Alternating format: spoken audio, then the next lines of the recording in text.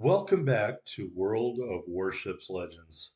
Here on the home of the slightly above average ship review, I am bringing you a special review today on Warship Wednesday. What is it? Well, it is a ship that many of you have been using in the Saving Transylvania op mission, whatever you want to call it. It is the Nassau, aka the Jackal, in that mission. All right, we are here on Polar, capture the base, top tier, aircraft carrier. That's how we're going to roll out here in the Nassau. And I went into the store after I bought out the Friesland and I saw the Nassau was there for, I want to say, 1,875 doubloons. I think that works out to about $4. I mean, to me, that's totally worth it. I would do it, guys and gals. All right, real quick, I want to mention if you haven't done the Saving Transylvania mission yet, or missions, or whatever you want to call it, I am posting a guide on how to do that tomorrow. So if you're interested in that, 7 a.m. Central Standard Time on this channel, you can see a slightly above average guide on how to get 5 stars while saving Transylvania. All right. And the reason you want to do that is because there's a free battleship as the reward at the end. Not this battleship, but the Tier 3 Premium Royal Navy battleship. I talk a little more about that. And if I can get a game in the Bellerophon, which is the ship, where I'm not just ripped apart by aircraft carriers, then I will try to post that on Friday. So another 5 video week. By the way, thank everybody who watched my Friesland video. I posted another Friesland video about 2 hours later called Dutch DACA. So I'll try to put the card up here. I probably won't remember, but if you haven't watched that one, um, please check it out. A bit more gunfighting in a ship that only has guns. All right, a destroyer that only has guns. All right, we're moving in here towards the enemy. You can see there are airplanes in the air. They don't appear to be targeting me. We are targeting this Karlsruhe.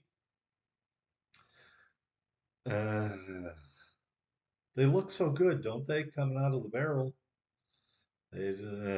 So Nassau, if you're not aware, as well as the Bellerophon, and I believe as well as the Arkansas, you get to mount four upgrades to the ship, which really means you get to spend 6 million silver. All right, this Z-25 wandered a little too close to home. We hit our secondary thing. We are shooting at him. He is really damaged. He is kill number one, close quarters expert and first blood. That's how you do it. You can see the secondaries on this ship are just going wild. You know, you want to get near a bunch of ships, maybe not too close, but you want to get in the midst of them so your secondaries can really do a lot of the work for you. With this build, it is not a mean build, but we do have 7.5 kilometers range on our secondaries. I am going to do a full review of the ship and the commander in the port after this game. So if you stick around, you can see how a slightly above average player puts together this secondary monster. All right, Karlsruhe, we're shooting. Is that even the same Karlsruhe? I have no idea. You can see the shells, some of them are just falling short. That's awfully lame. We get a turret knocked out. I'm not sure if a ship did that or what. I guess another ship did. We are putting our bow towards the Corbeil, the most dangerous enemy, and we're trying to get shots at this Saint Louis, which is just a tier 2 cruiser, but the Corbeil got too close and we kind of have to get it done here. The Corbeil really did a lot of damage to us. I'm going to say that I didn't like the way the Nassau felt in ECQB, extremely close quarters battle. Didn't really feel so hot. These French battleships at the lower tiers generally have pretty strong guns. In fact, I think most French battleships, if not all of them, have really strong guns. So, yeah, he's kind of messing me up here. But you can see those secondaries are continuing to rack it up. He does take a torpedo or two, which really helped me out. Thank you to the destroyer that launched those torpedoes. And we finish off the corvette. I'm not saying we couldn't have finished them off if you didn't get hit with those torpedoes, but it would have been a lot tougher. All right, Samson, Tier 2 U.S. destroyer. I put out a video about the Samson right when it came out. I hope you watched it. All right, he's coming in here. Now you can see we are dodging his torpedoes. So the Nassau does have maneuverability at closer ranges. I just felt that Corvette was a little too close. This second set of torpedoes has no chance whatsoever. We will engage our secondaries. We're getting splashed by that battleship from far, far away. It matters not. Our second close quarter expert of the game killed number 3, and a high caliber to boot. And you can see our secondaries are still engaging the Izuzuchi. I wanted him to come back over here and fight me. Instead, it looks like he is running away. I'm also running away because I got that Confederate medal and I'm like, I'm out of here. I need to go kill that aircraft carrier because this ship is very vulnerable to aircraft. All right, so there's the aircraft carrier, Tier 3 American aircraft carrier, the Langley. And we are going to try to get some shots on the Langley. You can see the gun arrangement of the Nassau, one in front, one in the rear, got 2 on each side. Guess wing guns or wing turrets, you could call them. So we get a pretty good salvo out there on the Langley. You can see 2 hits to Citadel. And I thought to myself, I can finish off this Langley and then go back for that battleship and get ourselves a Kraken. Yep, yep. You can see the Langley is not on autopilot. He is turning away, and that is going to save his bacon a little bit. We do get another hit, and just trying to drip and drab these shots, hoping to get one more Citadel to finish him off. And unfortunately, or fortunately, whichever way you look at it, the blue team aircraft carrier takes him out. All right, you can see we just got bombed there by the HE bombs, which is the strength of the Langley.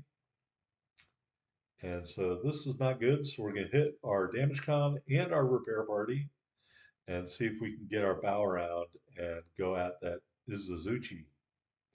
So while we're doing that, um, I think I mentioned that I do have a guide coming out tomorrow. Okay, there's that.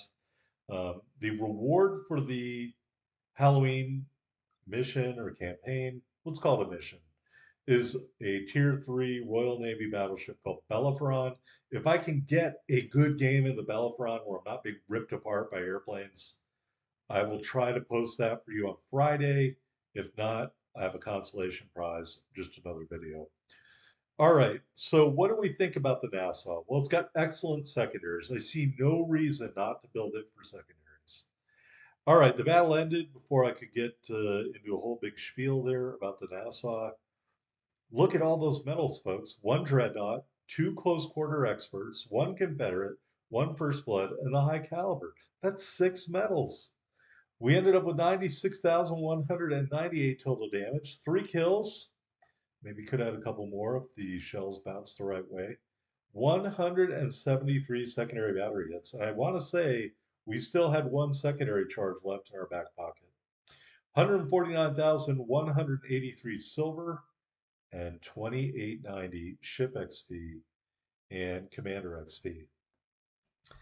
All right, there we are at the top of the board in the Nassau, 1482 base XP with those 3 big kills. You look at the other team, I mean, almost 3 times the amount of experience that they had, their top player. So, I don't know if you can get a lot better than that unless you got a Kraken, a couple more close quarter experts. Let's take a look at the upgrades. Secondary battery mod 2, slot number 1. Damage control system mod 2 in slot number 2. Target acquisition system mod 1 in slot number 3. And the secondary battery mod 3 in slot number 4. Loadout, we've got 5 charges of the repair party, and we got 3 charges of the enhanced secondary targeting consumable. We didn't run any booster flags, and we got this permanent maxed out Jackal camo. That's the camo you would see in the Saving Transylvania event. I just don't like these camos on my ships, so I did not use it. I mean, I used it, but I disabled its appearance, as you can see there in the game setting. You also got the legendary birthday flag. What, no Halloween flag? Come on, Wargaming. All right, 35, 400 hit points, and a 13% torpedo damage reduction with this build. Lots of guns here. All right, let's talk about the main battery. You got 6 twin 283 millimeter guns. I want to say I think that's the same caliber of gun that is on the Graf Spee. Don't hold me to that because I don't have any way to check it right now. 11.9 kilometer firing range, reload in 18.8 seconds. They turn in 51.4 seconds. Now, don't be fooled by this because you got one turret in the front, one turret in the rear, and then you have two turrets on each side.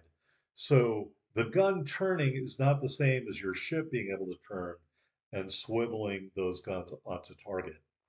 3,200 HE shell damage with a 19% fire chance. I would never shoot HE out of this ship. And the AP shells do 75, 42 damage. You've got 3 different suites of secondary guns. The first 2 are identical, 2 sets of 88 millimeter guns, 4x1 and 12x1.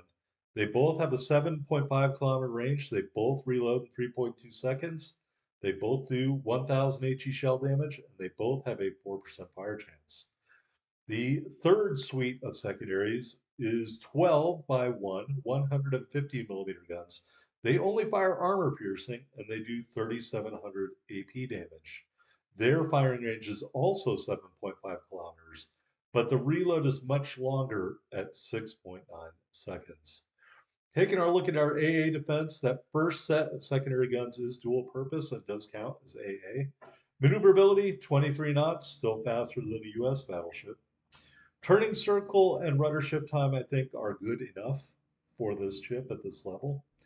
Concealment, 11.5 kilometers from the surface, 9.6 kilometers from the air, 8.6 kilometers, not knots, when firing in smoke. All right, here's the armor viewer. Let's take it all off. You can see you have just the worst side armor. You got to treat this like a Russian battleship, in my opinion, folks. You got the heavily armored plate in the front and rear. We'll put the bow back on. You can see you've got this armor belt of 80 to 140 millimeters. Then if I could ever find the actual fore-end plating, it is 22 millimeters. So if you're a mathematician, you know what that means. But when I look at this armor profile, I think front towards my most dangerous enemy. Try not to show your broadside. Torpedo protection isn't much to write home about. Turrets are sloped, but look at the roof of the turrets is not heavily armored, and I think these turrets are prone to being knocked out by aircraft, and so that's just my opinion, but I would keep that in mind. That turret roof armor doesn't inspire a whole lot of confidence with aircraft carriers. That's the armor profile. Let's go look at our commander. Level 16, legendary level 3, auto celiacs, base trait, auger, really nice base trait. Increases the armor piercing shell damage. All right, we've got Franz von Hipper as inspiration number 1. That is all secondary guns, and Paolo di Rebelle reduces our reload time. You know, I use this celiacs build on a lot of different ships. That's why you could put somebody else in the place of D. Rebelle. You could put the aircraft carrier commander from Germany. His base trait improved secondaries. A.L. Scharnhorst, I believe, improved secondaries. So there's things you could do here to improve your secondary damage. I'm just not willing to do them. Brawler in row 1 reduces the reload of the main battery, increases our torpedo detectability range. Kind of a must for this ship. Porcupine, this is where we're extending the range of the secondaries and increasing their accuracy. Firefighter, because the other one sucks. Master Mechanic, you need the 2 extra repair charges. I did try games with Properly Meticulous and running with Scissors, and I just got burned to a crisp. You really need the heals, and you really need Will to rebuild in order to keep this ship in the game, in my opinion. There she is with that camouflage hidden. You can see a little rust, a little color. It's all good. So tomorrow, we've got that Saving Transylvania walkthrough, I guess you could call it, explainer on how to get 5 stars.